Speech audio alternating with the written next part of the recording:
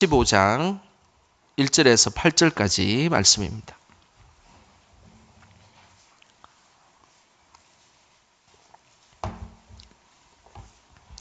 창세기 45장 1절에서 8절까지 우리 한 목소리로 말씀 읽겠습니다. 요셉이 시종하는 자들 앞에서 그 정을 억제하지 못하여 소리질러 모든 사람을 자기에게서 물러가라 하고 그 형제들에게 자기를 알리니 그때에 그와 함께한 다른 사람이 없었더라. 요셉이 큰 소리로 우니 애굽 사람에게 들리며 바로의 궁중에 들리더라. 요셉이 그 형들에게 이르되 나는 요셉이라. 내 아버지께서 아직 살아 계시니까. 형들이 그 앞에서 놀라서 대답하지 못하더라. 요셉이 형들에게 이르되 내게로 가까이 오소서. 그들이 가까이 가니 이르되 나는 당신의 아우 요셉이니 당신들이 애굽의 판자라. 당신들이 나를 이곳에 팔았다고 해서 근심하지 마소서. 한탄하지 마소서. 하나님이 생명을 구원하시려고 나를 당신들보다 먼저 보내셨나이다. 이 땅에 2년 동안 흉년이 들었으나 아직 5년은 밭갈이도 못하고 추수도 못할지라. 하나님이 큰 구원으로 당신들의 생명을 보존하고 당신들의 후손을 세상에 두시려고 나를 당신들보다 먼저 보내셨나니 그런즉 나를 이리로 보낸 이는 당신들이 아니요 하나님이시라. 하나님이 나를 바로에게 아버지로 삼으시고 그 온 집의 주로 삼으시며 애굽 온 땅의 통치자로 삼으셨나이다. 아멘. 오늘도 귀한 기도의 자리에 나오신 우리 성도님들 주님의 이름으로 축복합니다. 다들 BPN은 없으시죠? 늘 하나님께서 함께 하시는 그 은혜가 항상 가득하시기를 소망합니다. 우리 옆 사람에게 이렇게 인사했으면 좋겠습니다. 복된 자리에 잘 오셨습니다. 인사하겠습니다. 예. 정말입니다. 복된 자리에 너무너무 잘 오셨습니다. 이 기도의 자리는 정말로 하나님께서 세워주시는 귀한 복된 자리입니다. 고난은 사람을 단단하게 세우는 힘을 가지고 있습니다. 그래서 이 고난이라는 것은 이 땅을 살아가는데 꼭 필요한 하나님의 섭리입니다. 하지만 고난을 이겨내지 못하면 우리는 그 고난에 넘어질 때가 많습니다. 그리고 그 고난이 우리에게 힘겹게 찾아올 때가 많습니다. 하지만 하나님은 우리가 고난을 통해서 성숙되기를 원하고 더 단단한 믿음의 사람으로 살아가기를 원합니다. 항상 힘든 일이 있어도 우리에게 힘 주시고 능력 주시는 하나님으로 인하여서 우리의 믿음이 항상 단단해지시기를 주님의 이름으로 축복합니다. 미국의 NBA라는 농구 경기가 있습니다. 이 NBA라는 농구 경기는 세계에서 가장 농구를 잘하는 선수들이 모여서 하는 농구 경기입니다. 농구하면 키가 큰 사람이 되게 유리한 경기이지 않습니까? 하지만 NBA 역사상 가장 키가 작았던 선수가 있습니다. 화면 한번 보실까요? 먹시 보거스라는 우리 선수인데 이 선수는 키가 160cm입니다. 2m가 넘는 장신들이 대부분인 이 NBA에서 전혀 기죽지 않고 경기를 잘해서 매우 인기 있었던 그런 선수였습니다. 이 선수가 나오면 많은 관중들이 이 선수를 보기 위해서 그렇게 찾아왔던 매우 유명한 인물입니다. 물론 우리나라에서는 많이 알려져 있지 않아서 우리나라 사람들은 잘 모릅니다. 하지만 당시 세계에서 농구를 제일 잘한다는 마이클 조던이 이 먹시 보고스 선수에게 공을 빼앗긴 일이 있습니다. 그러면서 이 선수가 더 유명하게 되었습니다. 이 선수는 평범한 어린 시절을 보내지는 않았습니다. 삼형제 중에 막내로 태어난 그는 아버지와 형들은 마약 중독에 빠져서 항상 온전한 정신으로 보였던 그 과거의 모습이 없었을 정도로 항상 마약에 빠져 있었던 그런 아버지와 형들 사이에 자라고 있었습니다. 또한 5살 때는 무장강도가 집에 들어와서 팔과 다리에 총알 파편을 맞기도 했습니다. 하지만 그는 농구하는 것이 좋았습니다. 그래서 8살 때부터 농구를 해서 세계적인 농구 스타가 되었습니다. 그는 고백하기를 고난은 자신을 더 단단하게 만들었다라고 고백합니다. 비록 키는 작고 너무 큰 선수들과 함께 농구를 하는 것이 버겁기도 하고, 그리고 또 자신을 얕잡아 보는 그 덩치 큰 농구 선수들이 자신들을 힘들게 했지만 여전히 그는 그 고난 속에서 자신을 단단하게 단련하고 그렇게 살아가면서 아주 인기 있는 그런 농구 선수가 되었던 것입니다. 이 땅에서 고난 없이 살아가는 사람은 없습니다. 모두가 크든 작든 고난을 가지고 살아갑니다. 문제는 그 고난이 없는 곳에 우리가 있는 것이 중요한 것이 아니라 그 고난을 어떻게 대처하며 살아가는가가 더 중요한 세상입니다. 이 땅에 살아가는데 고난이 만약에 없으면 그냥 없는 그곳에서 그냥 편안하게 살 수 있겠죠. 그러나 우리가 하나님 나라 갈 때까지 고난 없이 살아갈 수 있다는 것이 불가능하기에 우리는 항상 고난을 믿음 안에서 대처하며 살아가는 것, 이것이 하나님께서 원하신 믿음의 모습입니다. 힘들고 어려운 일이 있을지라도 주 안에서 항상 그 고난을 잘 대처하시고 이겨나가시기를 주님의 이름으로 축복합니다. 이 땅을 살아가는 믿음의 사람들은 고난을 항상 이길 수 있는 방법이 있습니다. 그것은 그 고난 속에서 하나님의 뜻을 발견하는 것입니다. 이 고든 잭슨이라는 사람이 하나님의 뜻을 발견하는 62가지의 방법이라는 책을 썼는데, 이 책에는 우리를 향하신 하나님의 뜻을 점검해 보고 하나님의 뜻을 분별하는 실제적 방법을 제시하고 있습니다. 이 책의 일부분을 제가 한번 읽어드리도록 하겠습니다. 이 땅에서 진정 아름다운 행복을 누리고 싶다면 당신을 향한 위대한 계획을 가지신 하나님의 뜻을 발견하라.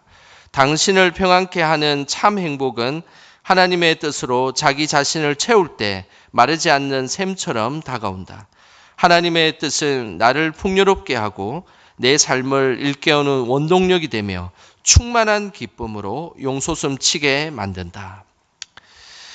우리 삶에 고난이 있을지라도 그곳에 하나님의 뜻을 발견한다면 우리는 그 고난을 이길 수 있다라는 그런 의미입니다. 여러분들의 삶에는 이 땅을 살아갈 때 어떤 고난들이 있었습니까? 그리고 그 고난들을 어떻게 이겨 나가셨습니까?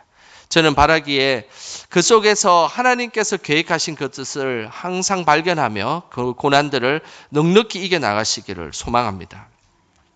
성경에서 고난하면 떠오르는 인물이 있습니다. 오늘 읽었던 창세기 45장에 등장하는 요셉입니다.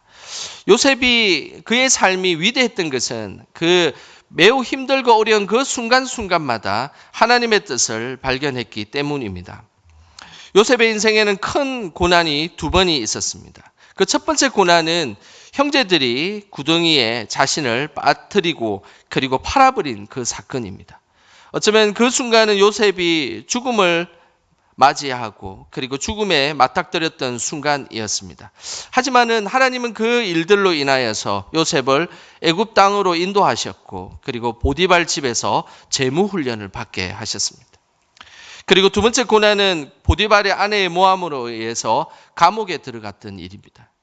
하지만은 하나님께서는 요셉이 감옥에서 술 맡은 관원장과 떡 굽는 관원장을 만나게 해 주어서 그의 꿈을 해몽해 주고, 그리고 나서 나중에는 이집트 바로 앞에 서게 되고 궁극적으로는 그 일들을 통하여 애굽의 총리가 되게 하였습니다.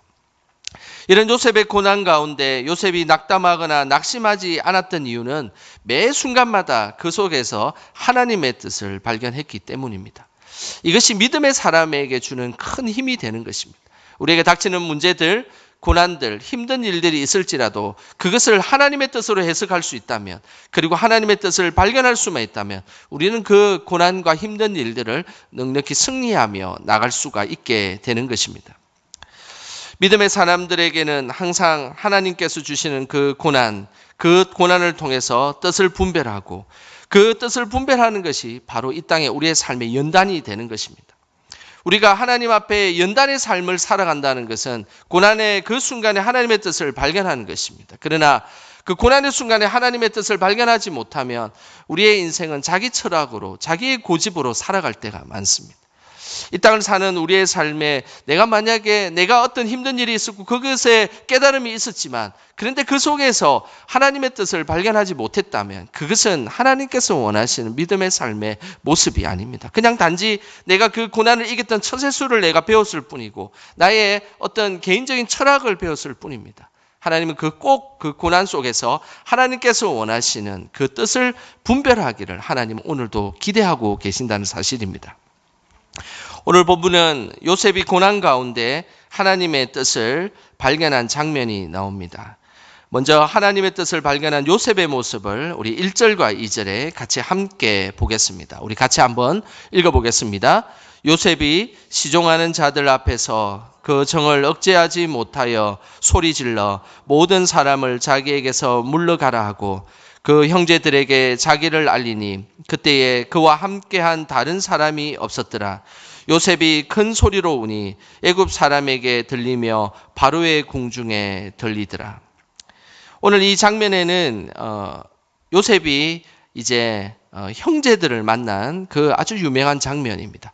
그런데 오늘 이 본문의 말씀의 1절과 2절에는 요셉이 흘렸던 큰 두 번의 눈물을 이렇게 말씀합니다. 1절에는 정을 억제하지 못하고 울었던 눈물에 대한 것을 말씀하고 있습니다. 먼저 요셉이 처음에 이 1절에서 흘렸던 이 눈물은 원망과 그리움의 눈물이었습니다. 성경은 정이라는 단어를 사용할 때 이는 원망과 그리움과 관련된 단어일 때 이 눈물을 그렇게 말씀합니다. 자신을 죽이려고 했고 팔았던 형제들의 원망, 얼마나 원망했겠습니까? 자신이 편하게 지낼 수도 있었는데 그런데 그 형제들로 인하여서 너무나 큰 고난과 고초를 당했던 것이죠.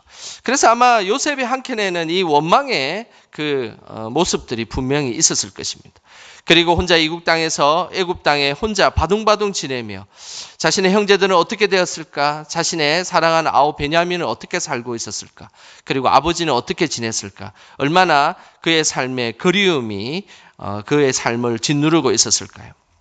그래서 지금 오늘 이 1절에 나와 있는 정을 억제하지 못하고 흘렸던 그 눈물은 요셉이 하나님 앞에서 자신의 삶의 원망과 그리움이 이렇게 뒤엉키는 그런 눈물이었습니다.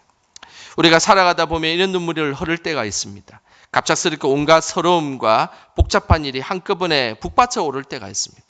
그때는 우리의 삶이 갑자기 주마등처럼 지나가면서 자신의 눈물을 억제하지 못하는 그런 눈물을 흘릴 때가 왕왕 있습니다. 지금 요셉이 흘렸던 눈물은 바로 주체하지 못하는 그런 눈물이었습니다. 이럴 때에 우리는 우리를 위로하신 하나님의 손길을 항상 만나시기를 소망합니다.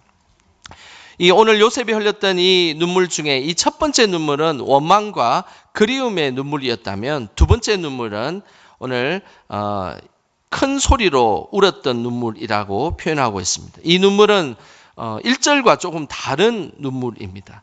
처음 눈물은 서러움과 그리움의 눈물이었다면 이 큰 소리로 울었던 눈물은 바로 하나님의 뜻을 발견한 눈물이었다라는 사실입니다. 큰 소리의 눈물과 짝을 이루는 성경에 단어가 있습니다. 오늘 7절에 그 단어가 나오는데요. 우리 같이 7절 말씀 같이 함께 읽어보겠습니다. 하나님이 큰 구원으로 당신들의 생명을 보존하고 당신들의 후손을 세상에 두시려고 나를 당신들보다 먼저 보내셨나니. 큰 눈물과 짝이 이루는 한 단어가 있습니다. 7절에 어떤 단어입니까?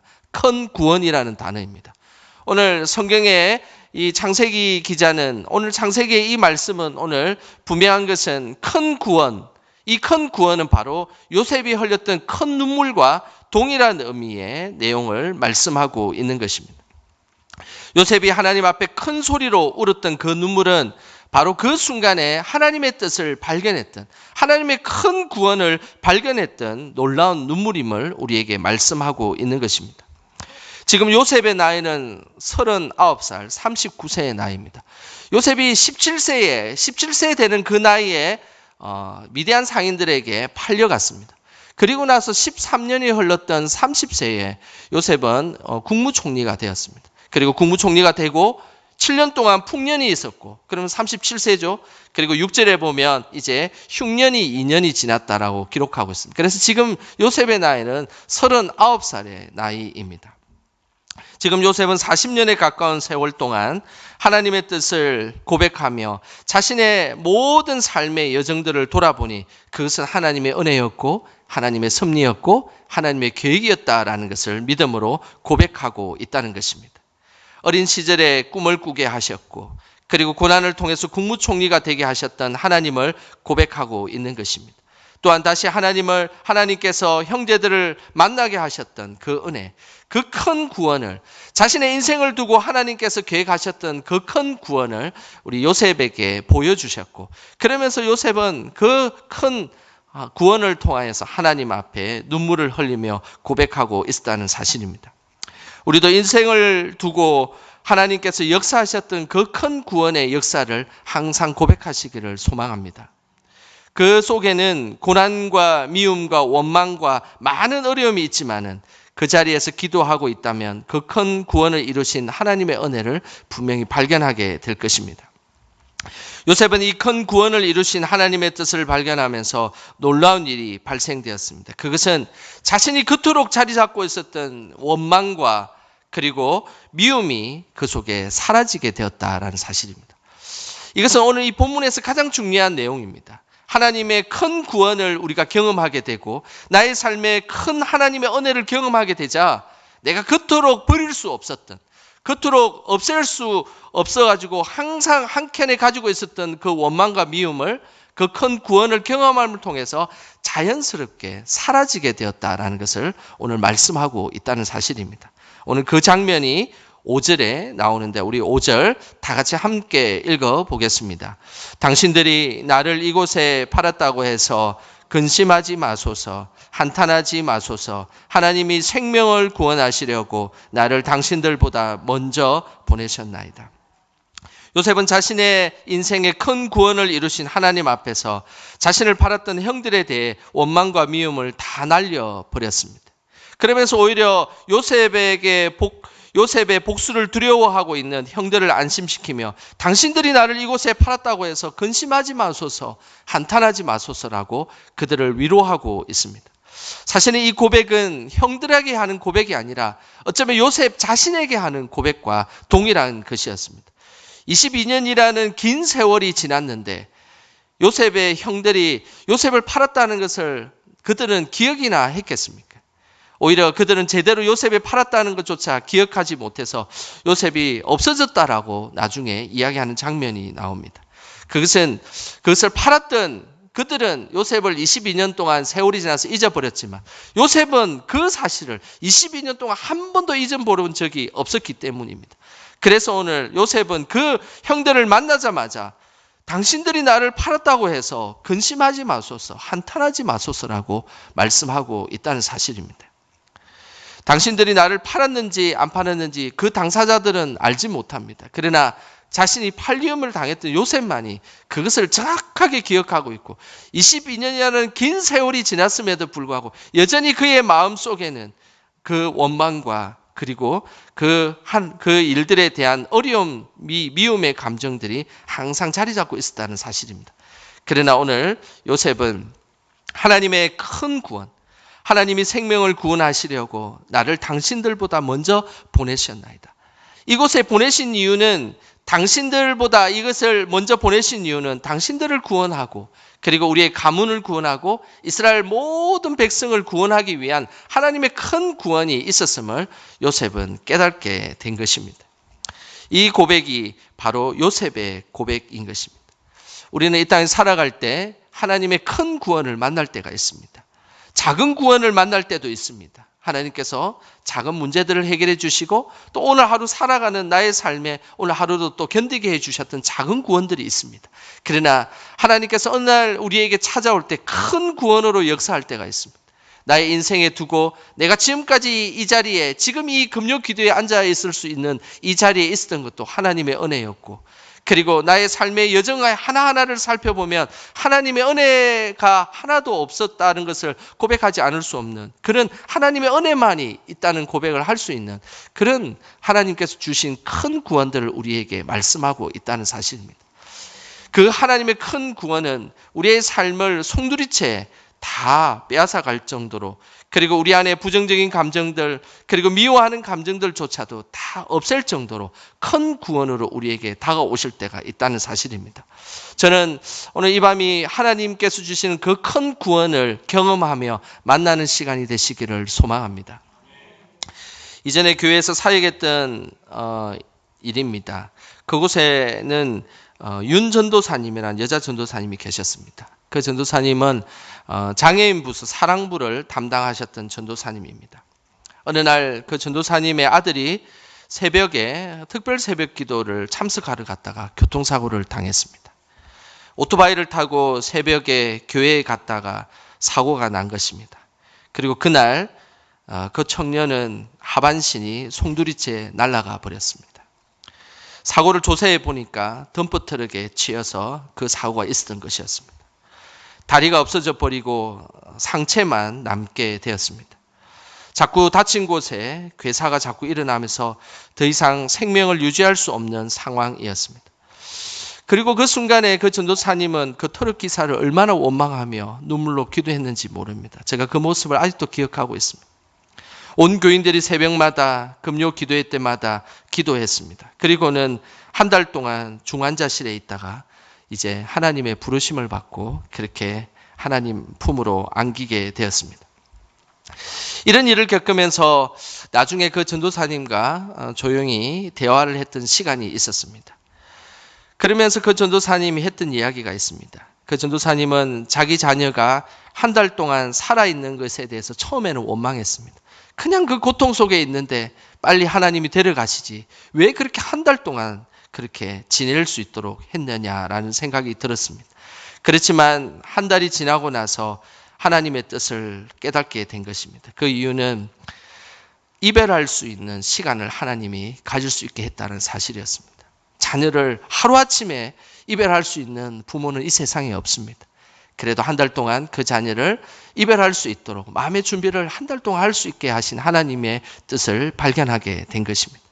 그리고 또 한 가지를 고백하였습니다. 자신은 전도사로서 사역을 했지만 예수님의 십자가 아픔을 진지하게 울며 기도해 본 적이 한 번도 없었다는 것입니다.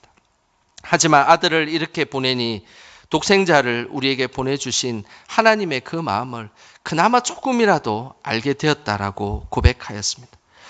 그런데 그 예수님의 그 사랑, 하나님 아버지의 독생자를 아낌없이 우리에게 주셨던 그 사랑을 깨닫게 되자 자연스럽게 그 트럭 기사를 용서하게 되었다라는 이야기를 했습니다.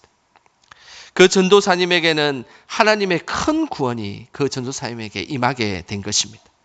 그 큰 구원을 통해서 하나님은 마음속에 있었던 그 그리움, 그리고 원망, 미움, 자신의 힘으로 헤아릴 수 없는 그 모든 것들이 그 큰 구원 속에 사라지게 되었다라는 것을 깨닫게 된 것입니다. 저는 우리 영광의 모든 성도님들이 하나님의 그 큰 구원을 통해서 우리 안에 있는 부정적인 것들, 그리고 지우지 못했던 것들, 그리고 우리 안에 정말로 없앨 수 없는 것들, 그 모든 것들을 하나님의 그 큰 구원을 통하여서 다 없애시기를 주님의 이름으로 소망합니다. 오늘 이 밤에 기도하고 나아갈 때 그 큰 은혜가 우리 모두에게 임하기를 주님의 이름으로 축원합니다.